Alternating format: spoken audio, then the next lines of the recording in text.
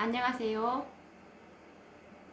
에덴에서 에덴으로 14번째 시간인데요. 윌리엄 밀러의 재림운동에 대해서 계속 우리가 연구를 해오고 있는데 이 윌리엄 밀러의 재림운동은 지난 시간에도 얘기를 했지만 그때 그 당시에 그들이 예언에 대한 그 적용을 잘못함으로 인해서 그때 그 당시에 교회가 가지고 있었던 그 일반적인 그 견해를 채택함으로 인해서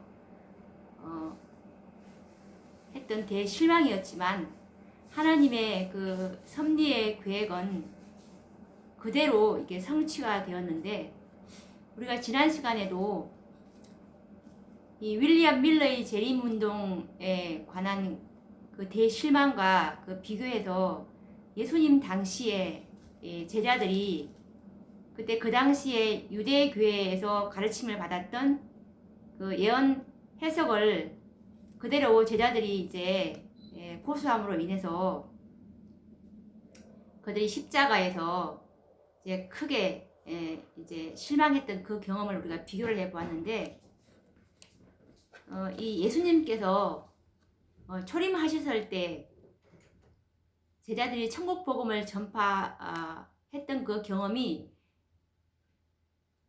예수님의 재림의 그 기별을 전하는 이 윌리엄 밀러와 그의 동역자들의 경험과 너무나 흡사했습니다.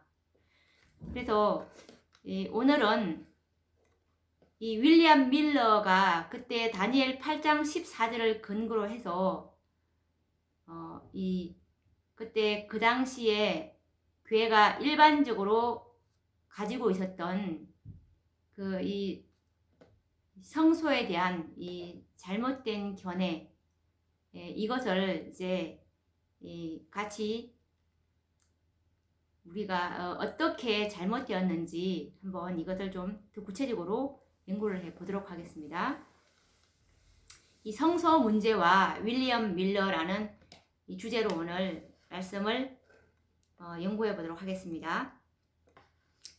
제자들이 그때 예수님 당시에, 그리스도 당시의 제자들이 이 때가 찼고 하나님 나라가 가까웠으니 라고 이렇게 전파를 했던 것처럼 이 윌리엄 밀러와 그의 동역자들도 이제 그 성경에 기록된 가장 길고 최종적인 예언의 기간이 이제 정말 바야흐로 끝나려고 한다는 것과, 그리고 심판의 날이 가까웠다는 것과, 그리고 영원한 나라가 세워지려 한다는 것을 전파를 했습니다.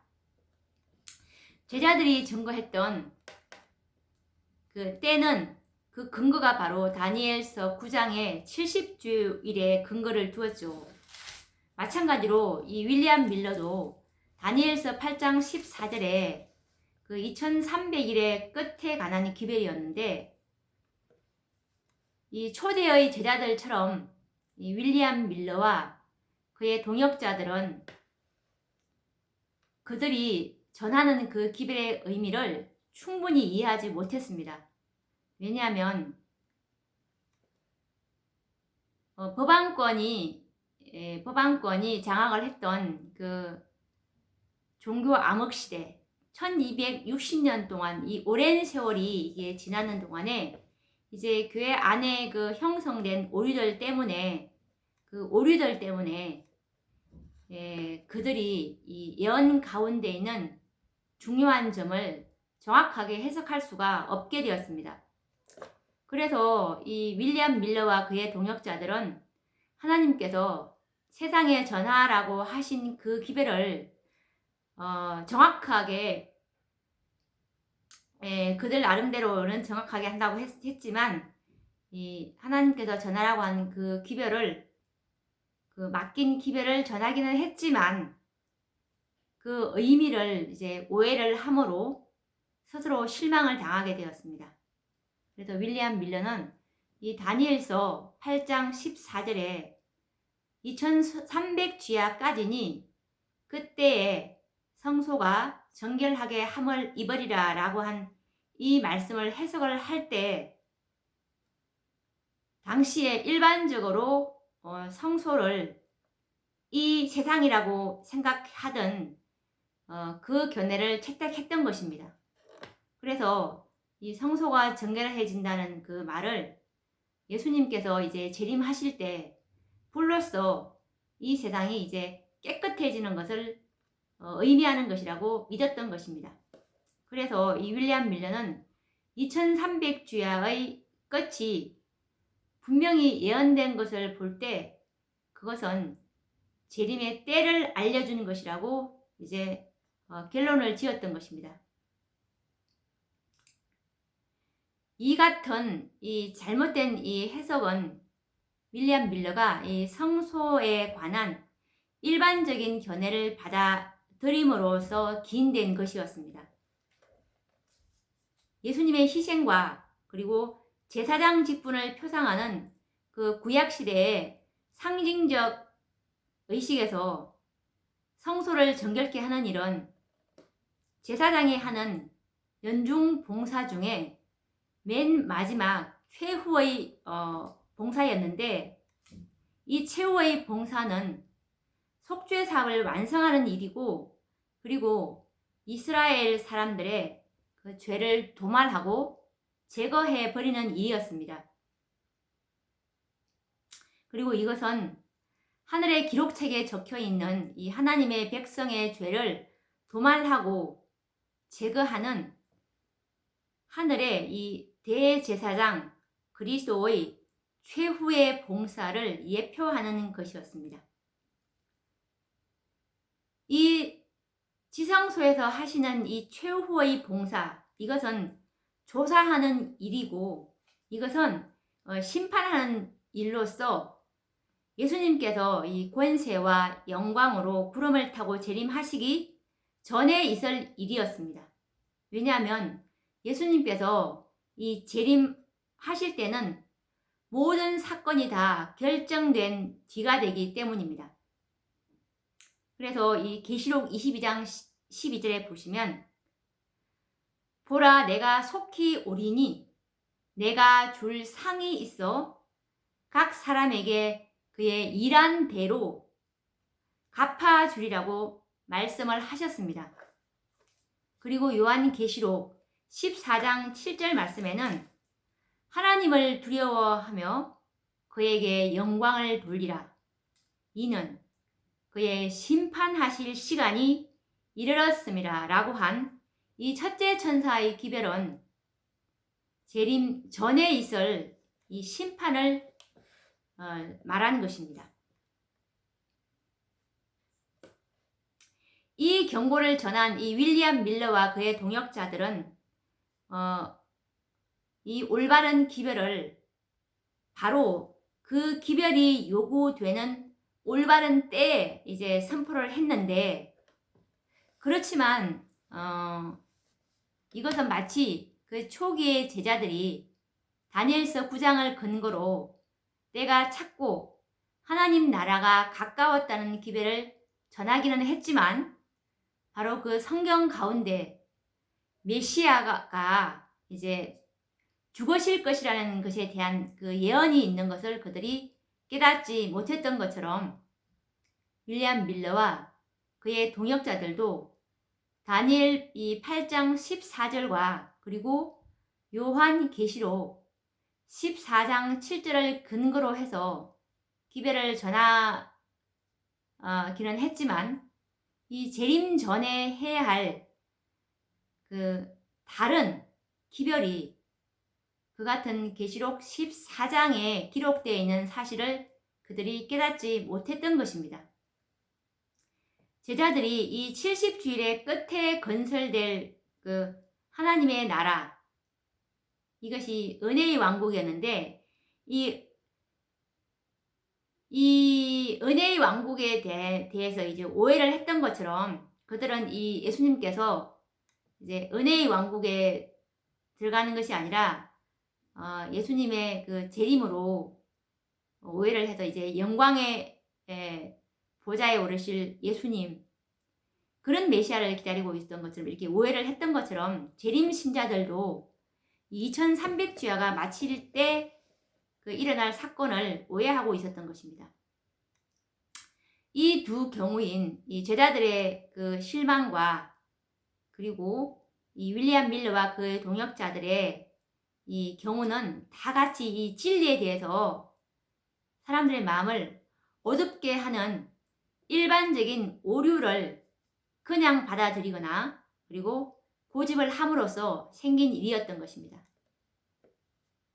제자들의 경험이나 이 윌리엄 밀러와 동역자들의 그 경험은 다 같이 하나님께서 전하고자 하는 그 기별을 전함으로 하나님의 뜻을 성취하기는 했지만 그들은 다 같이 자기들의 그 기별을 오해함으로 실망을 당했던 것입니다.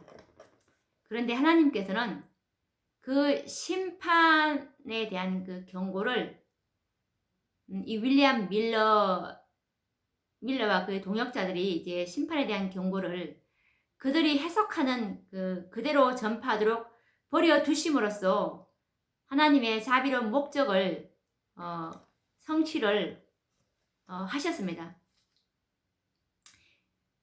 재림의 날이 이제 임박했으므로 하나님의 백성들은 그분의 섭리에 의해서 자신의 심중에 있는 것을 이제 그들에게 보여주시기 위해서 일정한 시기에 그 시험을 받게 되었는데 그 기별은 바로 교회를 시험하고 정결케 하기 위해서 필요했던 것입니다. 그들은 각자의 애정이 세상으로 향해 있는지 그리고 그리스도와 하늘로 향해 있는지를 스스로 이제 알아보게 되었죠. 그래서 그들은 구주를 사랑하느라고 공언해 왔지만 이제는 그들의 사랑을 이제 입증해야만 했던 것입니다. 그들이 과연 이 시험이 왔을 때 이 세속적 희망과 야심을 버리고 기쁨으로 주님의 재림을 영접할 것인가 했던 것이죠. 그래서 그 기별은 그들의 이 참된 영적 상태를 분별할 수 있도록 그들에게 주어진 이 하나님의 이 자비의 목적이었던 것입니다. 그것은 그들로 하여금 회개와 겸비로써 이제 주님을 찾도록 그들을 깨우쳐 주기 위해서 하나님께서 은혜로 주신 것이었는데 참으로 그 실망은 그들이 전한 그 기별에 대한 오해로 생긴 것이었지만 이것이 오히려 그들에게는 유익이 될 것이었습니다. 그 경고를 받아들이노라고 공언하는 이 자들의 마음을 그것이 이제 그 기별로 이제 시험을 받게 될 것이었는데 그들은 실망을 당함으로 인해서 그들이 이때껏 이 재림 운동을 함으로 했던 그 경험을 버리고 하나님의 말씀에 대한 그 확신을 버려야 할 것인가? 그렇지 않으면 그들이 겸손한 마음으로 기도하고 혹시 내가 이 예언의 뜻을 잘못 내가 이해해서 혹시 내가 뭔가 잘못 이해한 것이 아닐까라고 그 찾기 위해서 노력을 할 것인지 이것을 결정해야 하는 것입니다. 많은 사람들이 두려운 생각으로 이 재림운동에 참여를 했고 그리고 일시적 충동과 자극으로 동요되었습니다. 그리고 또 이 반신반의한 사람들 그리고 믿지 않은 사람들이 참으로 이 재림운동에 함께 했는데 이렇게 참여했던 많은 사람이 예수님의 이 재림을 이제 참으로 기뻐하느라고 공언은 했습니다. 그렇지만 그들이 과연 이 세상의 이 조소와 비난을 견디고 그리고 시기가 지연되고 이 실망에 빠지는 경험을 당하게 될 때 그들이 과연 믿음을 버리지 않고 있을 것인가? 그리고 하나님께서 그들에게 행하시는 그 일을 즉시 그들이 깨닫지 못하므로 이 성경 말씀에 의해서 명백히 증명된 진리라 할지라도 그들이 그것을 버리지 않을 것인가? 라는 이런 시험은 참된 믿음을 가지고 이 말씀의 교훈과 하나님의 영의 지시라고 믿는 바를 그대로 이 순종해온 사람들의 이제 힘을 나타낼 것이었는데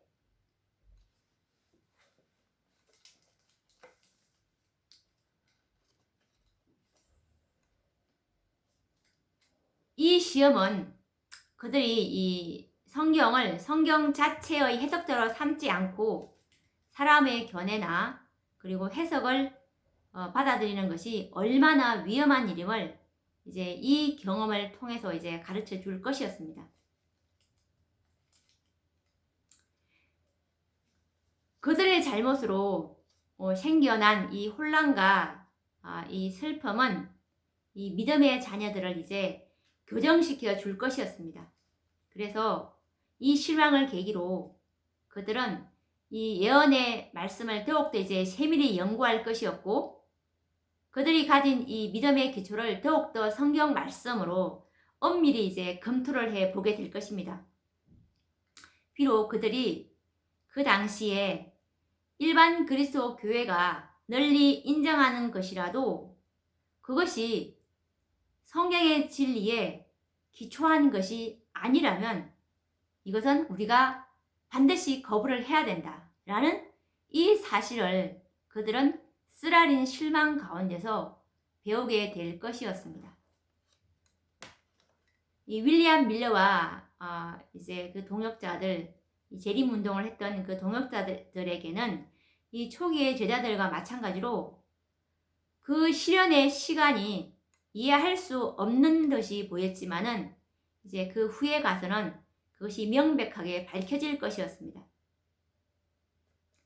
그들이 만일 주께서 나중에 어떻게 행하신 것을 이제 보게 된다면 그 시련이 하나님의 잘못이 아니라 저들의 잘못에 기인한 것이라도 그들을 향하신 하나님의 사랑의 계획은 확실하게 성취되고 있었다는 것을 이제 깨닫게 될 것이었습니다.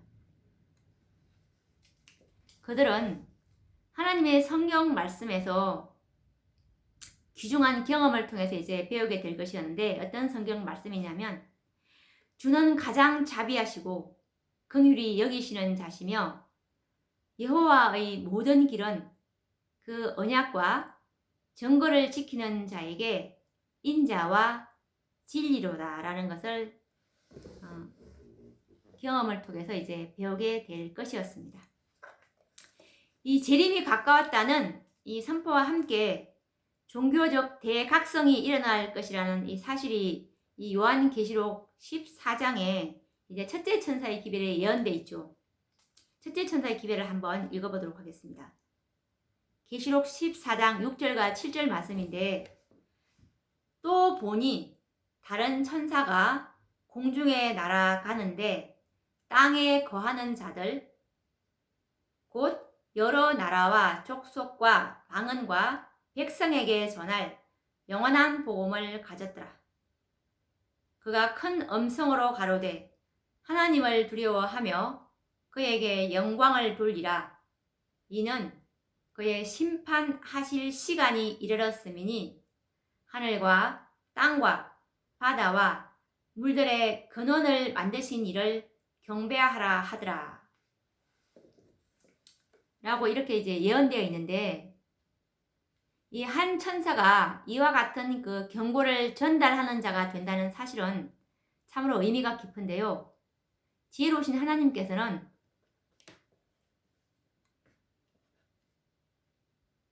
그 기별로 말미암아 이 성취된 그 사업의 고상한 특성과 그리고 그 사업에 수반될 능력과 영광을 나타내시고자 하셨는데,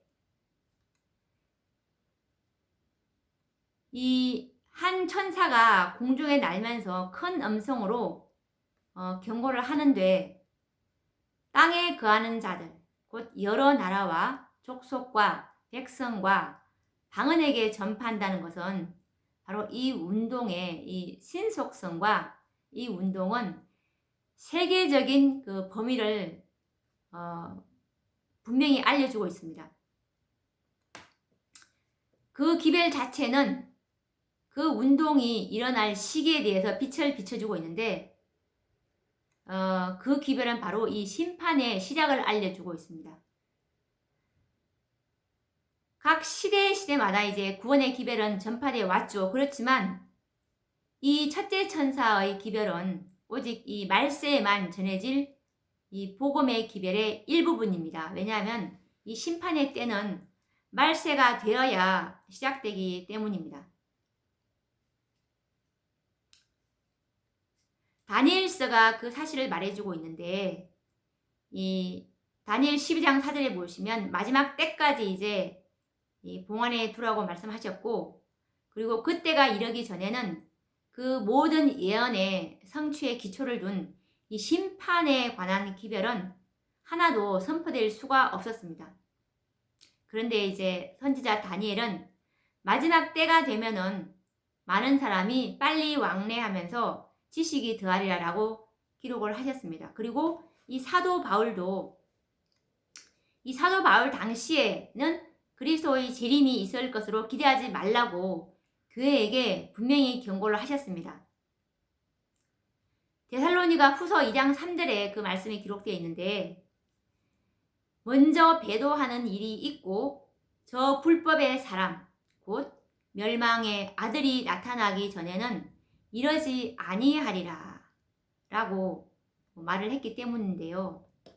큰 배도와 그리고 이 1260일간의 이 장기간에 걸친 이 불법의 사람의 전성시대가 거친 다음에야 비로소 주님의 재림을 기대할 수가 있을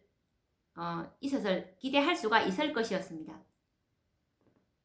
그런데 이 불법의 비밀, 또 다른 말로 이제 멸망의 아들, 그리고 불법한 자라는 이 칭호를 가진 불법의 사람은 예언된 그 기록과 같이 이 1260년간의 최상권을 잡은 이제 법안권을 가리킴을 우리는 잘 알고 있습니다. 그리고 1260년의 기간은 서기 1798년에 마쳤습니다. 그래서 이 예수님의 재림은 그 기간 이전에는 있을 수가 없었던 것입니다.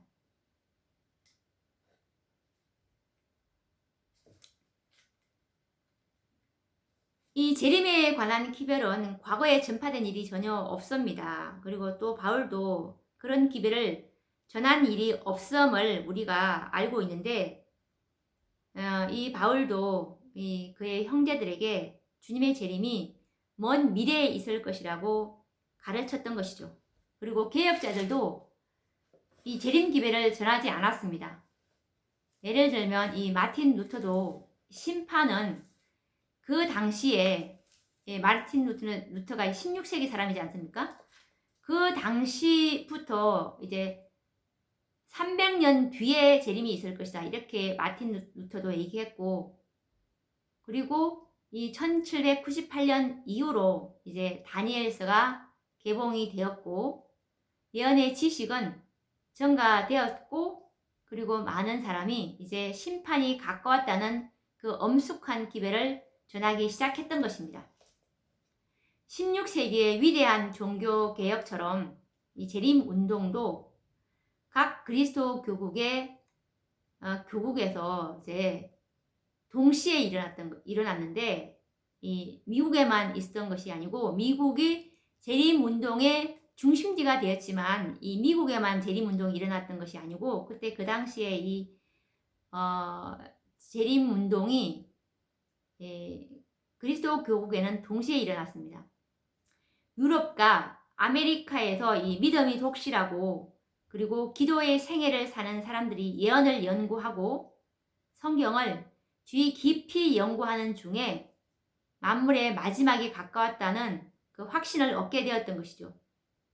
그래서 이 세계 각지에 있는 개별적인 그리스도 교국의 이 단체들이 제각기 이 성경 연구만을 통해서 예수님의 재림이 이게 가까웠다는 사실을 깨닫게 되었던 것입니다.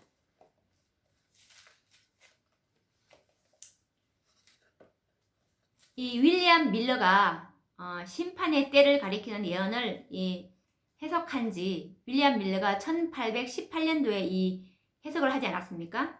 해석한 지 3년 뒤면은 1821년도인데 이때에 세계의 선교사라고 불리는 이 요셉 볼퍼가 주님의 재림이 절박함을 선포하기 시작했는데요. 이 요셉 볼퍼는 1821년도부터 1845년까지 24년간 넓은 범위에 걸쳐서 이제 여행을 하면서 재림 기배를 전했는데, 이 요셉 볼퍼는 아프리카, 그리고 이집트, 그리고 아비시니아, 아시아의 팔레스틴, 그리고 시리아, 페르시아, 보카라, 인도 등 여러 나라를 이제 돌면서 재림 기배를 전했던 것입니다. 이 요셉 볼퍼는 어떤 사람인지 잠깐 이제 소개를 하자면, 이 요셉 볼퍼는 히브리인의 그 혈통을 받은 사람으로서 독일에서 출생했는데, 이 요셉 볼퍼의 아버지는 유대인의 랍비였습니다. 그래서 이 요셉 볼퍼는 어려서부터 그리스도교의 진리를 이제 받아들였는데, 그래서 이 요셉 볼퍼는 매우 어렸을 때 그의 집에 경건한 이제 히브리 사람들이 모여서 이 유대 민족의 희망과 기대가 되었던 이 메시아의 영광과 그리고 이스라엘의 회복에 대해서 자세히 이야기하는 그 대화들을 부지런히 그리고 열렬한 마음으로 듣게 되었습니다. 그런데 어느 날 이제 이 요셉 볼퍼가 이것을 듣고 있다가 나사렛 예수님의 이야기를 듣고서 그분이 누구인지 이제 물어보게 됩니다. 그런데 그들이 어떻게 말했냐면, 그분은 매우 재간 있는 유대인인데 그분이 자칭 메시아라고 주장했기 때문에 유대인의 그 법정에서 그에게 사형 선고를 내렸다라고 하는 대답을 듣게 되었습니다. 그래서 이 요셉 볼퍼는 그러면 예루살렘이 멸망한 이유가 무엇이고, 그리고 우리가 왜 자유를 잃고 이렇게 지금 그때 그 당시에 이제 독일에서 살았는데 왜 이렇게 우리가 독일로 이렇게 와서 살게 돼야 되는지, 우리가 왜 자유를 잃은 백성이 되어야 되는지라고 이제 물어보게 됩니다. 그러니까 이제 그의 아버지가 어떻게 대답하냐면, 유대인들이 선지자를 죽였기 때문이야 라고 대답을 했습니다. 그래서 이제 그 말을 듣자 요셉 볼퍼의 마음에는 갑자기 아마 예수님도 한 선지자였는데 유대인들이 그 죄 없는 분을 죽였나 보다 라고 이렇게 이런 생각이 떠올랐던 것이죠. 아버지는 예수님을 선지자로 보지 않았는데 이 요셉 볼퍼는 예수님이 한 선지자였는데 그 선지자를 죽여서 이렇게 됐나? 라는 그 생각이 너무나 그 마음속에 깊이 떠올라서 이 요셉 볼퍼는 7살이 됐을 때 이곳에 그 살고 있는 나이 많으신 그리스도인에게 장차 메시아가 나타나면 이스라엘이 승리를 얻을 것이다 라고 자랑을 했습니다. 그런데 그 그리스도인 그 노인이 뭐라고 대답하냐면, 누가 참 메시아인지 내가 알려주마. 너희 조상들이 옛적의 선지자들에게 한 것처럼 이 십자가에 못 박은 나사렛 예수님이 바로 메시아야. 너는 집에 돌아가서 이사야서 53장을 한번 읽어봐. 그러면 예수 그리스도가 하나님의 아들이심을 깨닫게 될 거야. 라고 이렇게 대답을 했습니다. 그래서 요셉 볼퍼는 정말 그 말을 듣자 강한 확신이 생겨서 이제 집으로 돌아가서 이사야 53장의 말씀을 읽어보고 그것이 너무도 예수님에게서 정확하게 이제 성취된 것을 보고 놀라게 됩니다. 그래서 이 요셉 볼퍼는 자기에게 말한 그 그리스도인 그 노인분의 말이 참으로 진짜라고 믿게 되면서 아버지한테 가서 그 예언을 이제 이사야 53장에 있는 그 예언을 설명해 달라고 요청을 했습니다. 그러니까 아버지는 그 문제를 다시는 거론하지 못하도록 이렇게 완전 닫아버렸습니다. 그런데 이 요셉 볼퍼는 거기서 포기하지 않고 더 이제 예수님에 대해서 알아보고 싶은 욕망을 이제 생기게 됩니다. 그래서 요셉 볼퍼는 이 예수님에 대해서 이제 더 알고 싶어 하는 지식을 아버지가 이제 더 이상 연구하지 못하게 함으로 인해서 그 지식을 차단시켜 버림으로 인해서 11살 때 이제 자기 아버지 집을 이제 떠나서 이제 세상으로 나가게 됩니다. 그런데 이 요셉 볼퍼가 한 카톨릭 교사의 이제 가마를 받게 되어서 다시 이 로마교의 신앙을 받아들이게 되어서 이제 로마교의 신앙을 이제 받아들임으로 이 유대인들을 위해서 선교사가 되고자 아주 목표를 세웠는데 그래서 이 요셉 볼퍼는 그 목표를 가지고 이제 공부하기 위해서 로마로 가서 이제 공부를 하게 됐는데 이 요셉 볼퍼의 독자적인 사상과 이 솔직한 말 때문에 여러 가지 이제 이단자라는 비난을 받게 되었어요. 그래서 이제 그곳에서 이제 얼마 후에는 이제 로마에서 퇴거를 당하게 되는데 이렇게 해서 요셉 볼퍼가 이제 영국으로 이제 건너가게 됩니다. 그래서 영국으로 건너가서 다시 개신교의 신앙을 받아들이고 그리고 성공회에 가입하고 그리고 2년간의 연구를 마친 다음에 이제 선교 사업을 시작하게 됩니다. 그래서 요셉 볼퍼는 이제 이 성경을 이제 예수님의 이 초림의 위대한 진리를 이제 받아들이는 한편 그리고 예언을 통해서 예수님께서 영광과 권능으로 재림하실 것을 분명히 깨닫게 되었습니다. 그래서 이제 이 요셉 볼퍼는 이 유대인들에게 나사렛 예수님이 바로 약속된 메시아이심을 알려주고 그분의 초림은 인류의 죄를 대속하기 위해서 희생 제물로서 겸비하게 된 것임을 이제 지적해 주는 한편 그분께서 왕으로 또는 구원자로서 재림하실 것을 가르치게 됩니다. 볼퍼는 재림이 임박했다는 사실을 믿었습니다. 참으로 믿었죠. 그래서 이 예언적 기간에 대한 그의 해석에 따르면 그 위대한 소원에 성취되는 날은 밀러가 지적한 바와 같이 불과 재림이 몇 년밖에 남지 않았구나라는 것을 이제 깨닫게 되므로 그 날과 그 때는 아무도 모르나니라는 이 성경 말씀으로 재림의 임박성에 관해서 아무것도 알 수 없다고 주장하는 사람들에게 대해서 볼퍼는 이렇게 대답하는데 주님께서 과연 그 날과 그 때를 알 수 없다고 말씀하셨는가? 주님께서는 마치 무화과 나무에 잎사귀가 나면 여름이 가까운 줄을 아는 것처럼 우리에게 재림의 절박함을 알려주기 위해서 때의 징조들을 주시지 않으셨는가? 그리고 주님께서는 우리에게 이 다니엘서를 읽고 그것을 이해하라고 말씀하셨는데 우리가 그것을 결코 이해할 수 없을 것인가?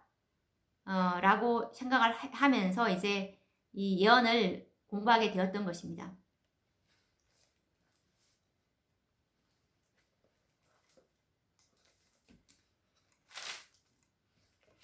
그래서 요셉 볼퍼는 이제 이 재림 기별을 이제 넓은 범위에 걸쳐서 이제 기별을 전하게 되는데, 이 요셉 볼퍼는 유럽의 어떤 그 권위의 보호도 받지 않고 많은 고난과 온갖 위험을 당하면서 대부분의 이 야만 나라들을 두루 다녔는데, 그래서 매를 맞기도 하고 죽이기도 하고 노예로 팔리기도 했습니다. 이 야만인과 이 호전적인 종족들에게 무장을 하지 않고 가는 경우가 굉장히 많았는데, 그것이 위험하다는 경고를 많이 받게 되었습니다. 그렇게 됨으로 인해서. 그런데 이 요셉 볼퍼가 어떻게 대답을 하냐면, 나는 무장했다. 기도와 그리스도에 대한 열심과 하나님의 도우심에 대한 신뢰로 무장했다. 그리고 나는 또한 마음에는 하나님과 이웃에 대한 사랑을 가지고 손에는 성경을 가지고 있다. 라고 대답을 했다고 합니다.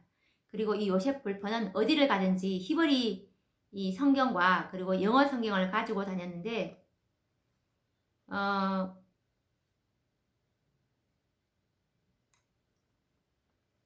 이 요셉 볼퍼는 이 심판의 기별이 사람이 거주하는 지구상의 대부분에 전파되기까지 그의 활동을 중지하지 않았다고 합니다. 그래서 유대인, 터키인, 배화교도, 그리고 힌두교도, 그 밖에 여러 종족과 민족 사이에서 이 볼퍼는 그 지방의 언어로 하나님의 말씀을 이제 전거하고, 오래지 않아 이 메시아의 이 영광의 왕국이 이 건설될 것이라고 전파했던 것입니다. 그런데 이 요셉 볼퍼가 이제 한 번은 이제 보카라를 여행하던 중에, 이 보카라는 어디냐면 이제 우즈베키스탄 그 지역인데, 이 지역에 여행하던 중에 이 유벽한 지방에 살고 있는 한 불황민이 재림의 교리를 믿고 있다는 것을 발견했습니다.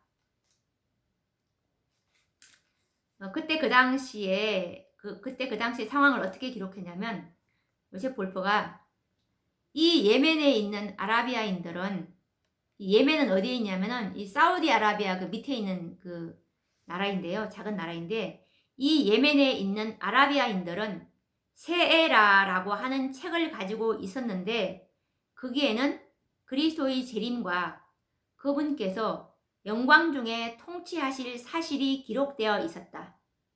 그리고 그들은 1840년에 큰 사건이 일어날 것이라고 얘기하고 있었다. 이때 이 유백한 곳에서도 예수님의 재림이 그때 이제 얼마 안 있으면 임박했다. 1840년에 이 재림이 있을 것이다라고 이때 이 당시에 여기 있는 사람들도 깨닫고 있었던 것입니다. 그리고 또 이렇게 그때 그 당시 상황을 증거하고 있는데, 나는 예멘에서 레갑의 후손들과 함께 6일간을 지냈다. 그들은 술도 마시지 않고 포도원도 재배하지 않고 곡식도 심지 않았다. 그들은 천막에 살며 레갑의 아들 선한 여호나답을 기억한다. 나는 또한 이 족속 중에 메시아께서 속히 하늘의 구름을 타고 오시기를 레갑의 자손과 함께 고대하고 있는 단 족속인 이스라엘인의 후손이 있음을 보았다. 라고 기록하고 있습니다.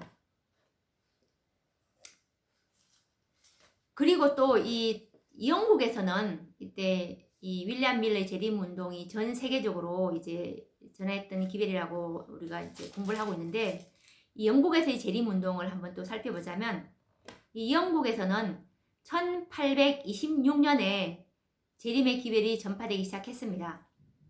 이 영국에서의 재림 운동은 미국과 같이 이 분명한 형태를 갖추지는 않았지만, 재림의 정확한 시일은 일반적으로 그처럼 가르쳐지지는 않았어요. 그렇지만 예수님께서 이제 영광과 권세를 가지고 미국에 임하신다는 큰 진리가 널리 전파는 되었습니다. 그 진리는 비국교도 사이에서만 전파된 것이 아니었습니다. 이 700명의 약 700명의 영국 국교회 성직자들도 이 천국 복음을 전파하는 일에 연합했다고 말하고 있는데, 그리고 이 1844년을 재림의 때라고 알려주는 기별도 대영 제국에서 전파되었습니다. 그리고 미국에서 건너온 이 재림에 관한 간행물들이 널리 배포되어 있었고, 영국에서도 많은 서적과 잡지들을 재발행하였습니다.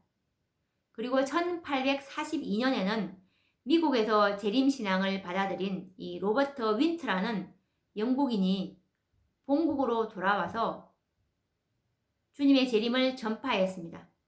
이렇게 해서 이제 많은 사람이 이 사업에 연합하였고, 심판에 관한 기별이 영국 각처에 전파가 되게 됩니다. 그리고 남미주에도 이 예수의 회원인 스페인 사람 라쿤자가 성경을 이제 연구해서 그리스도의 재림이 가까웠다는 것을 깨닫게 되었고, 그래서 이 라쿤자는 이제 경고하지 않을 수 없다는 사명감을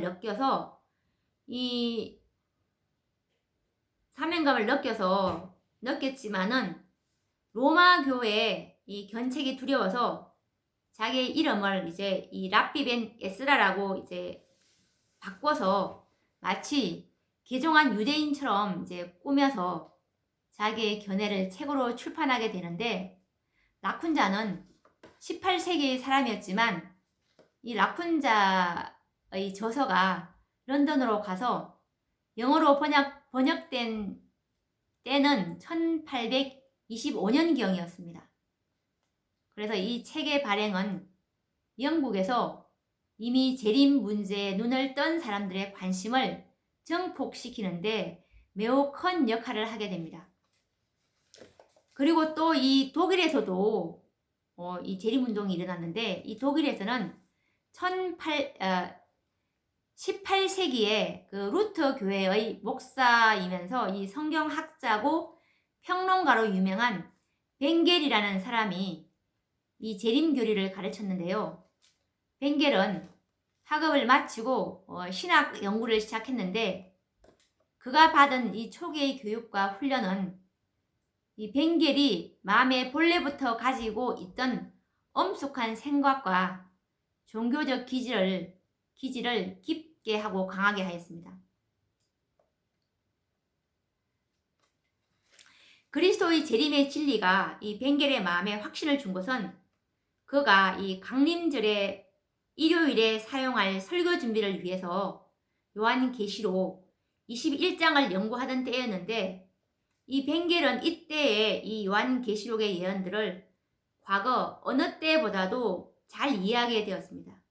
그래서 벵겔은 그 예언에 나타난 광경이 매우 중대하고 영광스럽다는 생각에 압도되어서 한동안 이제 그 문제에 대한 명상을 이제 중지를 할 수밖에 없었습니다. 그런데 그가 이 강단에서 설교를 하게 되자 그 생각은 다시 또 생생하게 능력 있게 그에게 이제 임하게 되고, 그때부터 이 벵겔은 이 요한계시록 연구에 몰두하게 되었는데, 오래지 않아서 그 예언서에서 요한계시록에서 가르치고 있는 예수님의 재림이 가까웠다는 신앙을 이제 갖게 되었습니다. 그리고 이 벵겔이 예수님의 재림의 때라고 확정한 연대는 그 후에 윌리엄 밀러가 주장한 연대와 비교하면 정말 매우 근소한 차이밖에 없었습니다. 벵겔의 저서는 그리스도 교국에 널리 전해졌습니다. 예언에 관한 그의 견해는 이 벵겔의 고향인 비텐베르크에서 일반적으로 잘 받아들여졌고, 그리고 독일의 다른 지방에도 전해졌습니다. 그렇게 해서 이제 그 운동은 그 후에도 계속되었고, 재림 기별은 독일에서도 다른 나라들과 같은 그 시기에 전파되었던 것입니다. 그리고 또한 이 초기의 신자들 중에서 몇 사람이 러시아에 가서 살게 되었는데 그들은 이 러시아에서 이민단을 조직하였습니다. 그렇게 해서 오늘날에도 그 나라의 독일인 교회가 그리스도교의 이 재림신앙을 존속시키고 있는 것이라고 볼 수가 있습니다. 우리가 오늘은 이 윌리엄 밀러의 이 재림 운동이 미국에서만 일어나는 것이 아니라 전 세계적인 운동이었다는 것을 우리가 이제 살펴보고 있는데, 오늘은 이 요셉 볼퍼와 이 벵겔 그리고 영국에서 일어났던 재림 운동이지만 다음 시간에는 또 이 프랑스와 다른 여러 나라에서 일어난 이 재림 운동을 다시 한번 확인해 보면서 이 윌리엄 밀러의 재림 운동은 광신자의 운동이 아니라 예수님께서 이 하나님의 이 마지막 최후의 봉사 지성소에 들어가시기 위해서 1844년 2300주의 끝인 1844년에는 반드시 하나님께서 죄를 도말하시기 위해서 지성소로 들어가셔야 하는데, 지성소로 들어가기 위해서는 그 당시에 정말 모든 그리스도 교국이 거의 잠을 자고 있었던 그 당시에 그리스도인들을 이제 교회를 깨우기 위해서는 이 윌리엄 밀러라는 한 농부의 마음을 감동시키셔서 재림 운동을 일으켰다는 것을 우리가 하나님의 섭리라는 것과 윌리엄 밀러만 재림 이 기별을 예언을 연구한 것이 아니라 하나님께서는 전 세계적으로 하나님의 종들을 가지고 계시고 전 세계적으로 이 운동을 하게 함으로 지성소에 들어갈 이 백성을 하나님께서 준비시키고 있구나라는 것을 우리가 오늘 연구를 통해서 더 확실하게 알게 되었습니다. 그래서 이 일반 일요일 개신교회에서 이 예언서에 관한 이 무관심, 예언에 관한 무관심, 이 태만 이런 것이 얼마나 위험한지를 우리가 알아야 되고, 우리는 내 백성이 지식이 없어서 망한다는 이 말씀을, 이 의미를 충분히 깨달아야 할 것이라고 봅니다. 그래서 이 마지막 시대에 우리에게 열려져 있는 이 계시록, 다니엘서 이것을 우리가 더 깊이 연구함으로 하나님의 뜻이 무엇인지를 더 명확하게 알고 그분과 동역하는 그런 백성이 되길 바라며 다음 시간에 또 뵙도록 하겠습니다. 감사합니다.